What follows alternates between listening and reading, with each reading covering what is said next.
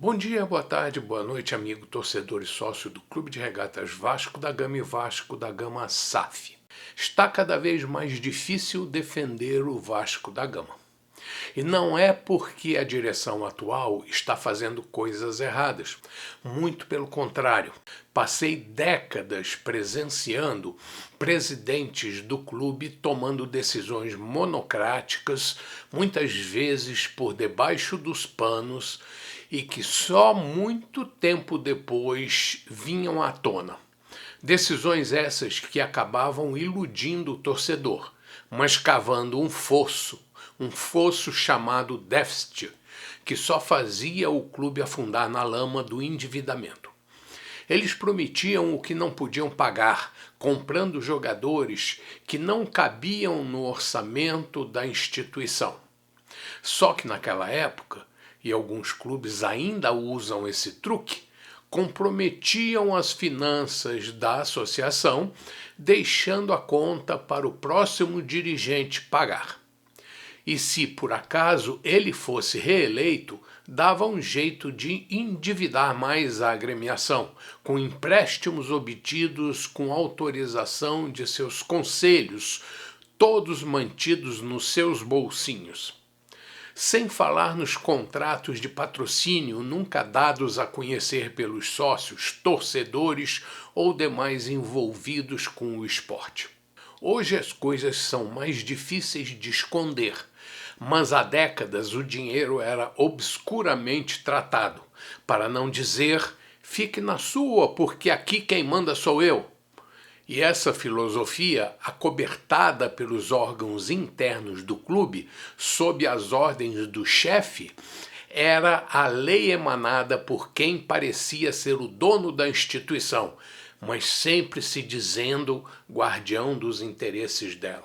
E esse hábito se prolongou por mais de 3 décadas, até que, contra a vontade dos acomodados dirigentes e conselheiros do clube, a modernidade bateu às portas. E mesmo não querendo abrir, ela foi arrombada e não foi mais possível resistir à tecnologia e à internet.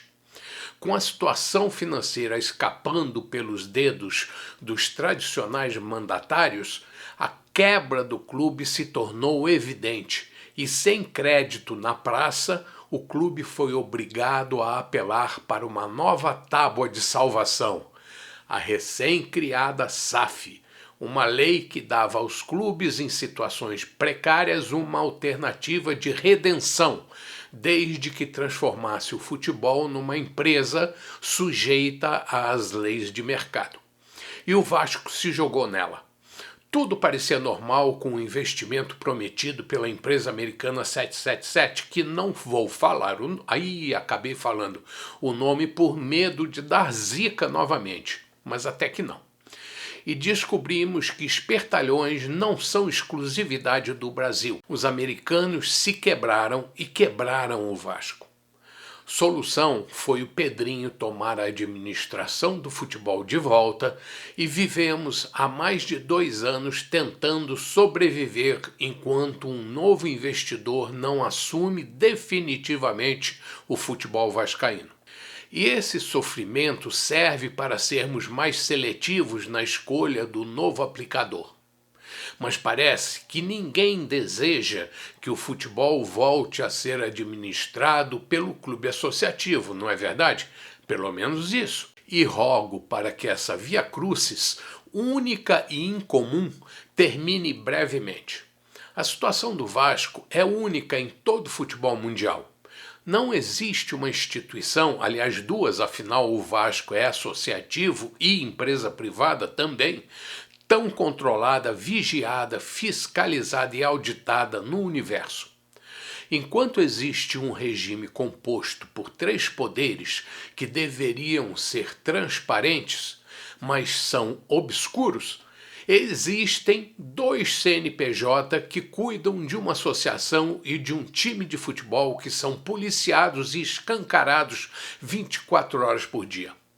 A única semelhança entre o regime político que controla nossa vida e o rolo em que o Vasco se transformou é que ambos os ambientes são monitorados pela mídia, infelizmente totalmente controlada pela esquerda.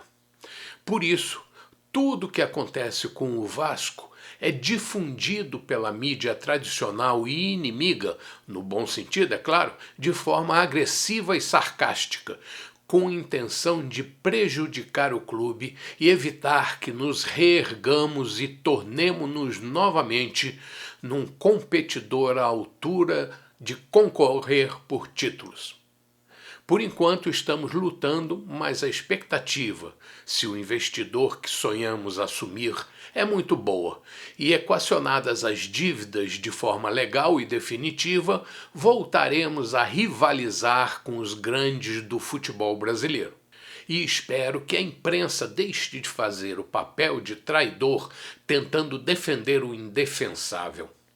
Que os órgãos da mídia que ganham dinheiro com publicidade oficial ou de empresas amigas do sistema abram os olhos e percebam que seus fantoches de redação ou microfones são instrumentos descartáveis e que a falta de liberdade que até então só mirava quem estava de um lado pode atingi-los também.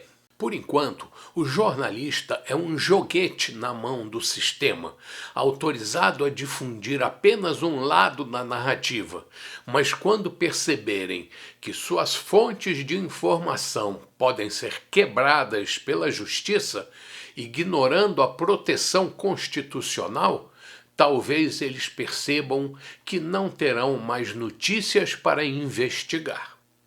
Mas agora desejo falar de um outro assunto que me incomoda muito. Acompanhando os influenciadores de redes sociais que falam de Vasco, alguns vindos ou ainda integrados a mídias tradicionais, todos de 20 anos de idade ou mais, alguns até na faixa dos 30, todos já devidamente doutrinados pelas escolas de formação que confiscou a nossa educação, percebi a raiva que possuem de jogadores que ousam não ler pela cartilha da esquerda. Isso ficou claro no jogo entre o Vasco e o Santos em São Januário. E vocês sabem de quem ou contra quem eles destilam sua raiva. Eu também não torço ou tenho simpatia por todas as atitudes desse atleta, mas admito que ele possua direito de externá-las, desde que de forma civilizada e mesmo que por vezes seja de forma provocativa, isso faz parte do futebol. Eu adorava quando Pelé ou Garrincha humilhava, entre aspas, os adversários, sendo que naquela época a provocação era admitida e fazia parte da arte do jogo. Quanto aos exageros, que o árbitro os puna na forma das regras e hoje tudo transcorreu de forma normal. Mas os jovens e os nem tão assim, que dão opinião nas redes, mostram raiva pelo fato de o atleta atrair para si parte da simpatia dos jovens e crianças. Infelizmente, para eles, as crianças não possuem o mesmo sentimento de ódio que eles foram doutrinados a ter. Eu torci para que ele não jogasse nada contra nós, mas estou preparado para encarar isso como parte do esporte e, após uma derrota decepcionante, também não vi nenhum desempenho notável dele. Vi um jogo em que nossa equipe demonstrou uma atuação na média das maiorias dos times brasileiros. Cometemos erros, assim como a maioria dos times. Afinal, o futebol brasileiro não se destaca mais de outros no resto da América. Por isso, temos tantos jogadores de língua espanhola nos clubes brasileiros. O que não muda é a reação dos analistas ou palpiteiros de redes sociais que perdem as estribeiras nas derrotas. Por isso, os vídeos de react são tão vistos. O mundo midiático é o novo teatro popular. Essa é a verdade. Por isso, amigos, o papo é curto hoje, após a derrota de 3-0 para o Santos. Até breve, mas sem esquecer que o Vasco só existe por sua causa e por conta de nossos símbolos eternos. E fica sempre aberto o meu convite para tomar um café da colina comigo todas as terças e quintas às 7:30 da manhã.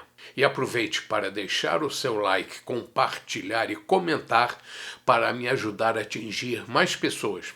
Afinal, não tenho patrocinadores nem intenção de ganhar dinheiro com esse canal. A companhia dos amigos, dos vascaínos de verdade, são a minha única recompensa. E enquanto tiver saúde física e mental, estarei aqui. E se quer que fale de um assunto específico, então me diga. Bom dia, boa tarde, boa noite, amigo, torcedor e sócio do Clube de Regatas Vasco da Gama e Vasco da Gama SAF. Saudações vascaínas sempre.